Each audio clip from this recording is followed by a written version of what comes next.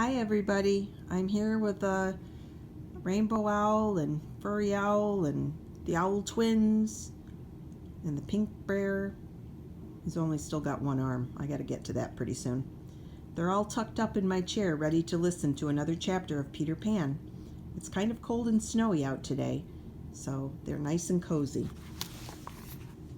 When we left off on Peter Pan, Wendy had just gotten her own house and was going to try to be a mom to the kids. This is chapter 8, Something Worse Than the Night. The next morning, the darling children were measured for their trees.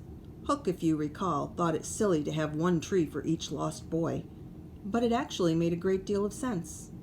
Each different-sized boy had a door that fit him as perfectly as a tailored suit.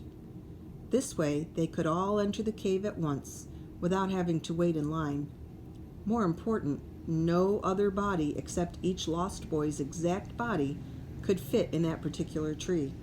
This was especially helpful in case of sneak pirate attacks. After a few days' practice, the darling children became very quick and graceful about using their trees. To enter the cave, they sucked their breath in, and down they went at exactly the right speed. To rise, they sucked in and blew out and so wiggled up. They also grew to love their new underground home. It was simple and sweet, a bit like camping. Even Wendy stayed there now. It was lonely in her own house, and this felt so much more like a real family. The cave was one large, cozy room with a floor made of dirt. The boys used mushrooms as chairs and a sawed-off tree trunk as a table. There was one big bed on which all the boys, except Michael, slept, packed in like sardines in a tin. Because space was so tight, there was a strict rule against turning around until one boy gave the signal, and then everyone had to turn at once. Michael could have slept in the bed too. There was always room in Neverland for one more. But he was the littlest, and Wendy liked to pretend that he was her baby, so she hung him in a basket next to her bed. Her pet wolf, who followed her everywhere, slept on the floor, guarding them both. Tinkerbell also lived in the cave, in a tiny space carved into the wall no larger than a bird cage. Over the entrance to her room hung a curtain that she could pull shut whenever she wanted privacy.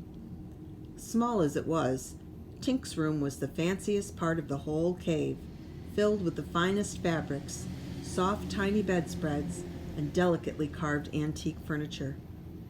"Your house may be bigger," Tinkerbell informed Wendy, "but mine's better." Still, Wendy had bigger concerns than whether Tink's house was better. The boys kept her busy, cooking and cleaning and sewing, so that sometimes weeks would go by before she left the cave and saw daylight. "It makes one long for the old single life," she thought wistfully, as a real grown-up might. As for her parents, she missed them and worried about them, but there was something about Neverland that made time and those worries blur. Somehow she was confident that the bedroom window and her parents' arms would always remain open for her to fly back into. What did disturb Wendy, however, was the fact that John was starting to forget their parents, and Michael had already forgotten them entirely. He actually thought she was his real mother. To fix this, Wendy set up a little school with their old life as the subject instead of spelling or math. The other boys wanted to go to school too, so she let them sit in. Of course, they always failed the quizzes, especially the ones with hard questions like, "What color are Mother's eyes? How did we spend last Christmas?" and describe Father's laugh. Peter never came to school or took a quiz. He said it was because he despised mothers and holidays, and even, sometimes, laughs. But really, it was that he couldn't read or write. While the other boys were in school, Peter would go off alone. Whether he went on real or imaginary adventures, Wendy could never tell, unless she or one of the other boys had also gone. And with Peter, sometimes not even then. But Wendy had many of her own adventures. Which such tale would you now like to hear? The night attack by the Indians? on the underground cave when a few of them got stuck in the hollow trees like fat Santas and chimneys? Or perhaps the time Peter saved Tiger Lily's life in the Mermaid Lagoon and so made her a lifelong friend. Maybe I should tell you instead about the cake the pirates baked and kept leaving around to make the boys sick, but which Wendy kept finding and snatching from the hands of her children until it got stale and they didn't want it anymore. And Hook eventually tripped over the hard, stale lump in the dark, stubbing his toe. I could tell you about the birds that were Peter's friends, especially the Never Bird who lived in the tree above the lagoon, and how her nest fell into the water once, but she kept sitting on it anyway to protect her eggs. Peter gave orders that no one was to disturb her. A shorter lagoon adventure, and almost as exciting, was Tinker Bell's attempt, with the help of some other fairies, to float a sleeping Wendy back to the mainland on a leaf, until Wendy woke up and swam back to Neverland, foiling Tink again.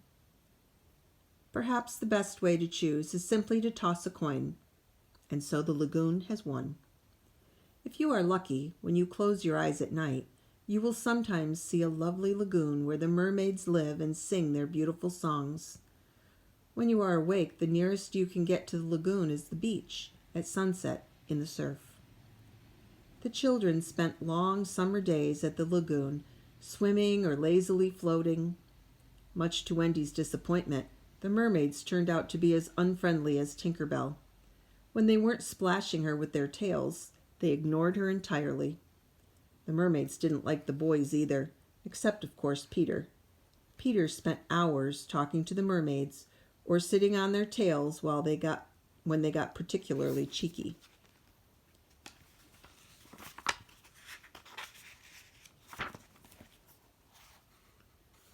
The lagoon was most beautiful at night when the moon came up and the mermaids began to sing their strange, wailing songs to lure sailors onto the rocks. But it was not a safe place for humans then. Wendy knew this and made sure that she always gathered her children and left before dark. On this day, however, as they were all dozing on Marooner's Rock after lunch, something strange and frightening happened. It wasn't night yet, at least Wendy didn't think it was, but the lagoon seemed to shift around them. Little shivers ran over the water, and shadows replaced the sun. It was not night that had come. It was something worse. Tune into the next chapter to find out what it was.